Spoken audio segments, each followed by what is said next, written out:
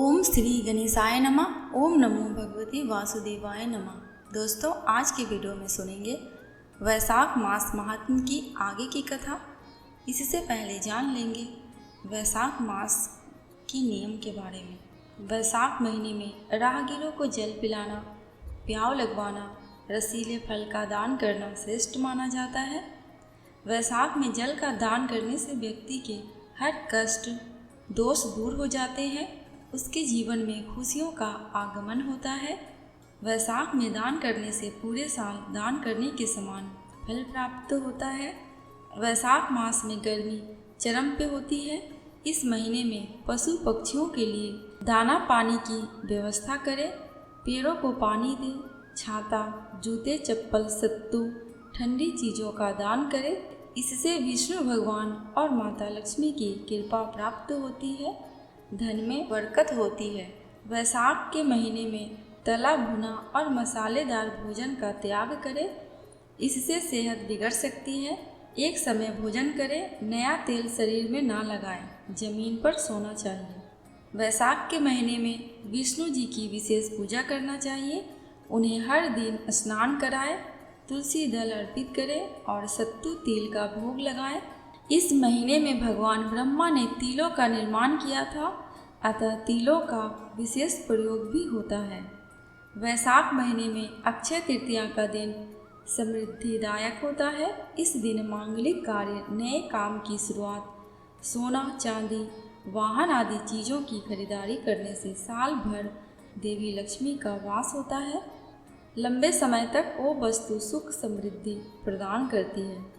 वैशाख में विष्णु जी की पूजा के दौरान ओम माधवाय नमः मंत्र का रोजाना जाप करें।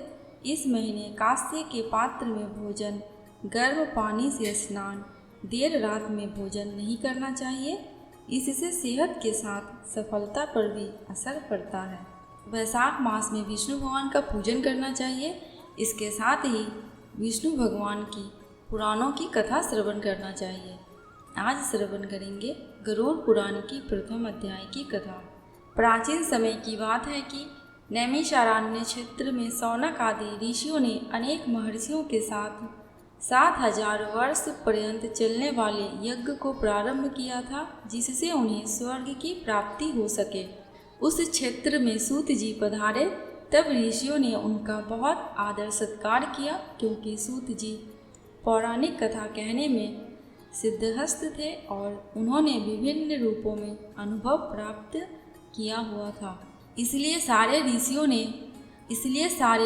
ने उनसे कहा, आप हमें इस संसार, भगवान, यमलोक तथा दूसरे शुभ अशुभ कर्मों के बारे में बताएं, जिससे मनुष्य किस रूप को प्राप्त होता है, इसका ज्ञान हमें देने की कृपा करें। सूत जी ने कहा, इस संसार जगत के निर्माता भगवान विष्णु है। वो जल में रहते हैं, इसलिए उनका नाम नारायण है। वह लक्ष्मी जी के पति है। भगवान विष्णु ने हर युग में भिन्न भिन्न अवतार धारण करके पृथ्वी पर जन्म लिया है, ताकि वह अधर्म का नाश कर सके और पृथ्वी की रक्षा कर सके। भगवान विष्णु ने राम का अवतार लिया और लंका के राजा रावण का वध करके अधर्म को खत्म किया।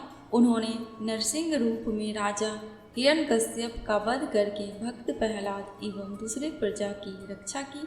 भगवान विष्णु ने वराह रूप में भी अवतार लिया, ताकि पृथ्वी का उद्धार कर सके, और फिर मत्स्य रूप में अवतार लिया। वेद व्यास जी भगवान विष्णु के ही अंश है। वेद व्यास जी ने यह पुराणों की रचना की है।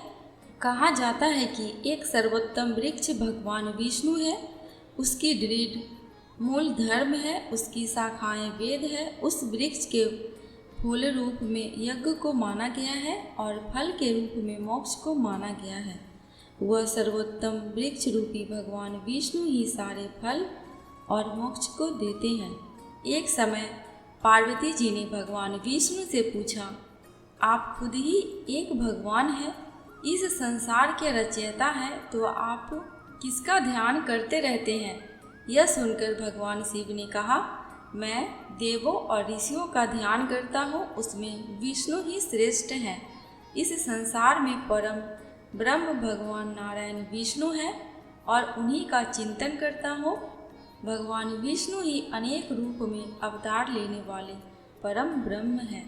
भगवान विष्णु ही अनेक रूप में पृथ्वी पर अवतार लेकर अधर्म का नाश करके धर्म की स्थापना करते हैं। इस प्रकार भगवान शिव ने पार्वती जी को भगवान विष्णु की महिमा बताई थी।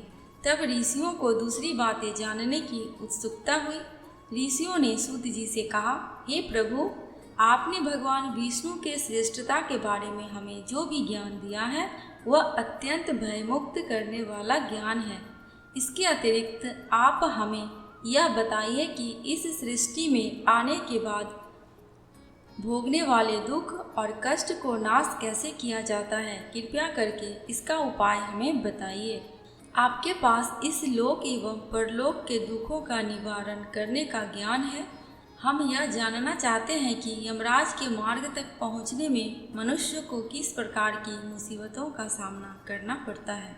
सूत जी ने कहा, एक समय पर गरुड़ जी ने भी ऐसा प्रश्न भगवान विष्णु से किए थे। उस समय भगवान ने जो भी ज्ञान दिया था वह ज्ञान मैं आप लोगों को दूंगा। यम का मार्ग बहुत कष्ट वाला है, किंतु आप अगर अपने कल्याण के लिए यह जानना चाहते हैं तो मैं आप लोगों को इसके बारे में बताता हूँ। गरुड़ जी ने जब भगवान विष्णु से पूछा था कि आपके नाम की आराधना करना तो अत्यंत सरल है, आपकी भक्ति करने के उपरांत भी मनुष्य नरक में क्यों जाता है। आपकी भक्ति के भिन्न भिन्न मार्ग और गतियाँ हैं, फिर भी मनुष्य जब आपकी भक्ति से वंचित रह जाता है तो उसे यह दुर्गम मार्ग कैसे मिलता है और इसके कष्ट क्या हो सकते हैं। पाप करने वाले पापियों की किस प्रकार दुर्गति होती है और किस रूप में उनको नरक मिलता है, आप मुझे कृपया करके बताएं। ऐसे पूछने पर भगवान विष्णु ने गरुड़ जी को कहा, हे गरुड़, मैं तुम्हें यम के मार्ग का ज्ञान देता हूँ। इसी मार्ग से पापी लोग यमलोक को प्राप्त करते हैं। इसका वर्णन अत्यंत भयानक है। जो मनुष्य उग्र स्वभाव के होते हैं, धन और मर्यादा का ज्ञान जिसमें नहीं है, जिनको संसार में मोह माया है, जो मनुष्य अपवित्र होते हैं और वही नरक लोक में जाते हैं। दानवीर मनुष्य मोक्ष को प्राप्त करते हैं और पापी लोग कष्टपूर्वक यम की पीड़ा भोगते हुए नरक में जाते हैं। दुष्ट और पापी लोगों को इस संसार में किस प्रकार के दुख मिलते हैं, उनकी मृत्यु किस प्रकार होती है, उसका ज्ञान मैं तुम्हें देता हूँ।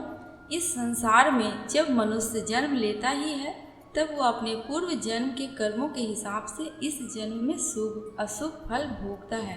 बुरे कर्मों के प्रभाव से व्यक्ति को रोग हो जाता है, परेशानियां, और रोग से पीड़ित हुआ व्यक्ति निराश हो जाता है। व्यक्ति कितना भी बलवान हो, युवा अवस्था में उसके पत्नी पुत्र होने के बावजूद वह अचानक से भयभीत होने लगता है। काल उसको घेर लेता है। वृद्धावस्था में व्यक्ति को मृतक के समान रहना पड़ता है। घर के लोगों के द्वारा अपमानित होता है और अपमानजनक आहार लेता है। आहार लेने की शक्ति कम हो जाती है और इसकी वजह से चलने फिरने की शक्ति भी कम हो जाती है। कफ के कारण स्वर नलियाँ चल नहीं पाती, स्वास्थ्य बिगड़ने लगता है, खटिया पे पड़ा रहता है, मृत्यु के निकट आ जाता है। मृत्यु के निकट आने पर देवता जैसे मनुष्य की दृष्टि भी दिव्य हो जाती है। मरते समय पापी के पांचों तत्व अपने स्थान छोड़ देते हैं और उसका एक क्षण भी मुश्किल से बीतता है। मनुष्य को इतनी पीड़ा होती है जितनी बिच्छू के काटने से होती है।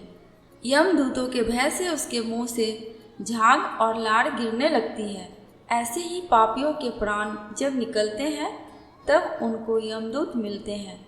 यमदूत के लाल नेत्र होते हैं और मुख भयानक होता है।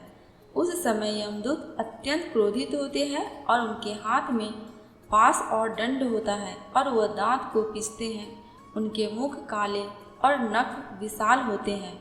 उनको देखकर प्राणी भयभीत होकर मल मूत्र का त्याग करने लगता है।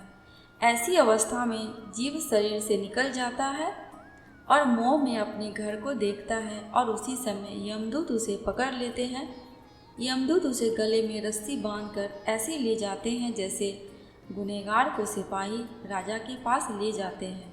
वे यमदूत मनुष्य को मार्ग में नर्क के भयानक दुख और तकलीफ़ों के बारे में बताते हैं और धमकियाँ भी देते हैं। यमदूतों की ऐसी कठोर वाणी को सुनता है और तड़पता भी है। भय से तड़पता हुआ मनुष्य अपने पापों को याद करते हुए उस मार्ग से जाता है। कुत्ते मार्ग में उसे काटते हैं। उस मार्ग में उसे खाने को खाना और पानी नहीं मिलता। सूर्य की तेज गर्मी में चलना पड़ता है।